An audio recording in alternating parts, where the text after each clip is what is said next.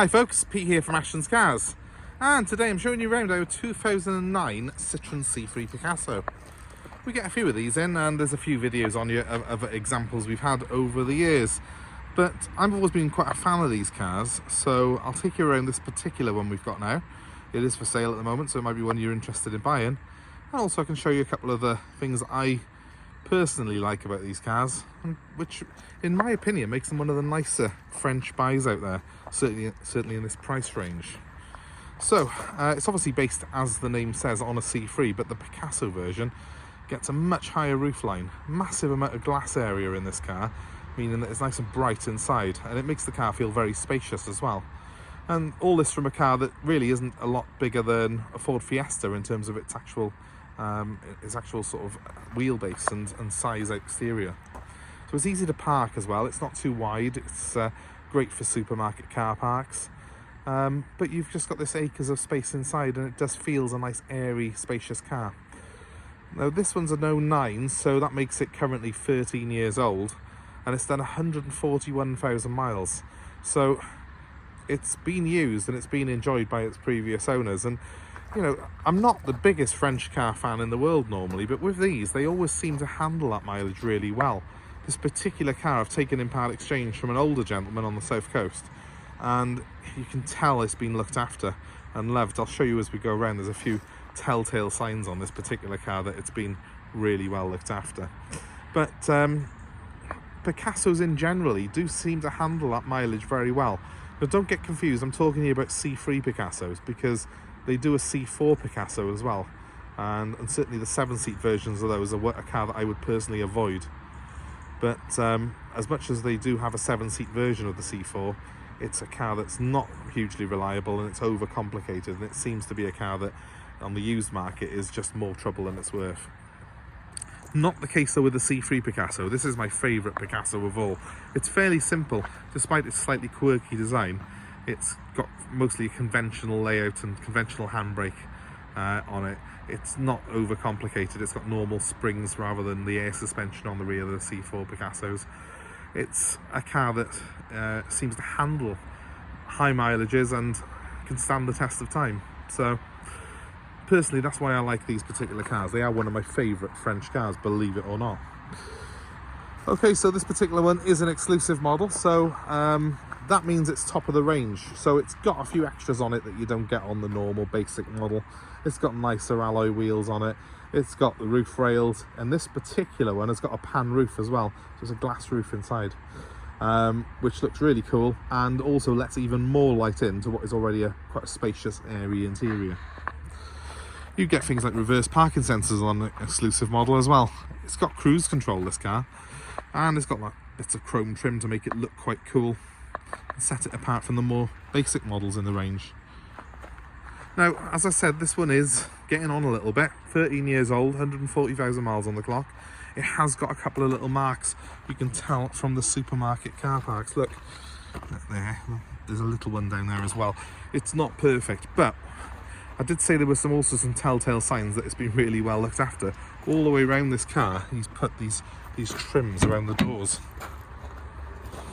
Every door, even the tailgate, look, has got one of these trims on it.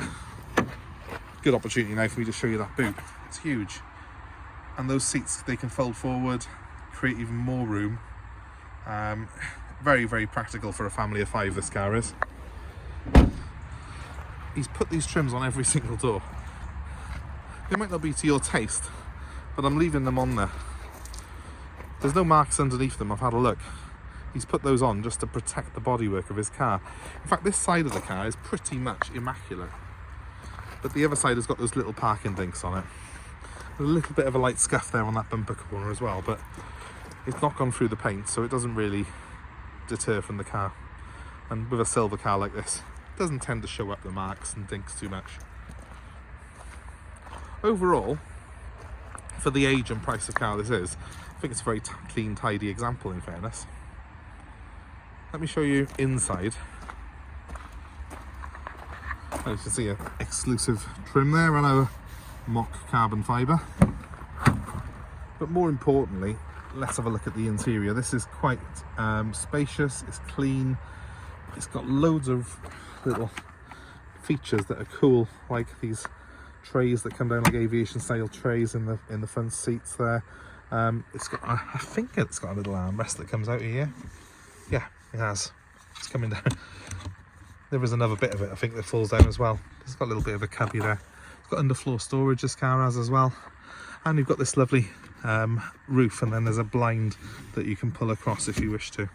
That's not the only blind actually, because you can also pull a blind across the windows as well. So if you want to sit in the back and just relax, you can block out the sun, block out the sort of stresses of everyday life, and completely chill. But for me, this is a great car for kids, because you're up high, you've got a good view of everything that's around you, and you've got a nice big glass roof on it, throwing the light in as well. So it tends to be a car that kids love, these Picassos are. They're also, on a practical level, very easy to get in and out of, and this car was previously owned, as I say, by a fairly an elderly chap, should we say, who actually part exchanged this car for a car that was wheelchair accessible. So this car was very, very accessible though itself. Obviously it's not a wheelchair vehicle, which is why he changed it. But yeah, it's at a good level, that seat is, for getting in and out of if you've got sort of hips and knee problems. Most importantly now, we have the front. And again, plenty of space, nice and airy because of the nice big glass roof. Very comfy seats. They're like a velour trim in the exclusive model, a little bit nicer than the standard car. And as you can see, there's not really anywhere even in the seat. A little bit perhaps on the bolster, but it's not collapsed. There's no holes, there's no nasty stains, and the car is completely odour free. So it's all very good in here. In fact, I'm going to jump in behind the wheel, show you my view here from behind the wheel. Now, the main thing in this car that I love is the visibility that I've got, all round visibility. I love the fact this one's got a glass roof as well, but that's just a bonus. It's already nice and high up, good view of the road, plenty of plenty of knowledge of where every corner of the car is, even without the reverse sensors. Turn that down a second. I'm going to start it up. If that dashboard looks like it's flickering, it's not. It is purely my recording equipment that makes it look like there's flickering lights on it. It's all good. The car's done 141,000 miles. As you can see, there's a digital speedometer there, which is on the right, and then we've got a multifunction display screen, which is currently displaying the radio station, but I can bring up the range, how many miles per gallon we're doing, that sort of thing. And it's got like various modes on that trip computer there, which is quite handy. I've also got a stereo system down here, CD stereo, and above it then dual climate control. So I've got separate controls here for the passenger and the driver, and then I've got various zones that I can send the air to, and a turn switch there for the fan. It's all very straightforward, it's nice and easy to use, and it does the job exactly as you need it to. It's worth mentioning really that this isn't standard on lesser Picassos. This is something that is only on the exclusive, this dual climate control function. It's really, really good. It's worth having. At the sort of price range these cars are now, it's worth seeking out a good high spec model like this, because you get a hell of a lot of extras that would have cost a lot of money when it was new, and you're not really paying much more for it on the used market. I've got a nice big cubby here for odds and ends. I've got a glove box down there as well, which is also fairly large, and I've got cruise control on the car, which is on a little switch down here. On the other side of the wheel then there's one very similar looking, which does the stereo controls. It is a 5-speed manual, nice and conventional 5-speed, and it's a normal handbrake. Two things there that I really like on this car, to be honest with you. The fact that it's a straightforward handbrake, straightforward 5-speed manual gearbox, avoids Citroen's automatics. I'm sure that lots of people will have told you this on other videos on YouTube. They do a semi-automatic gearbox, and it's absolute awful. It goes wrong all the time, and even when it is working properly, it just feels very unwieldy because there's lots of gaps, and it's quite jerky in the way it progresses through the gears. So manual's the best if you're buying a Citroen. Standard handbrakes on a car this price range are a godsend, because electric ones, when they go wrong, cost a fortune, and if you're buying a car this age, you're not wanting to be spending a fortune on your car. So nice and simple like this. It's a conventional key, it's a conventional handbrake. They're things that really pay dividends on these cars. Other little quirky things that I've got on the Citroen, well, I've got a little pull down here for a mirror, so I can see what my kids are doing in the back. Are they fighting, or or you could just use it as an extra rear view mirror if you wanted to, but its main purpose is to check in on the kids, make sure they're not beating each other up in the back. Other than that, it's pretty straightforward. The parking sensors will work on it. I can switch them off if I want to using that switch there. It's got ESP stability control, so it actually rides and handles very, very well. And I think it's actually aged really, really well.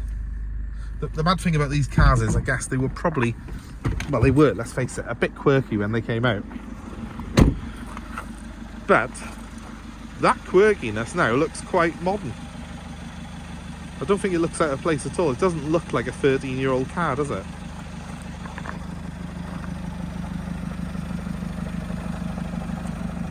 Obviously you can make your own mind up on that one, but I personally think a nicely spec'd C3 Picasso like this still looks quite a modern bit of family transport, and it'll still do 45 to the gallon, this car, so it's pretty good on fuel. So much cheaper than leasing an electric car, that's for sure, to run this. So guys, if it's of interest to you, give me a call. My number's 07932 873 646. The car will be available for nationwide delivery. It's also, we've got a part exchange scheme, so if you give us a ring, let us know what you've got. We're happy to take your old car in Part X, I'm sure. My number one more time for that is 07932 873 646. And of course, please give us a like, please share and subscribe to our channel. Please hit that subscribe button now. It should be on your screen right now. Do it. Thank you. And please stay tuned for more offers, more cars like this. We hope to see you very, very soon. Thanks ever so much for watching, guys. I hope it's been of help to you. Have yourselves a great day.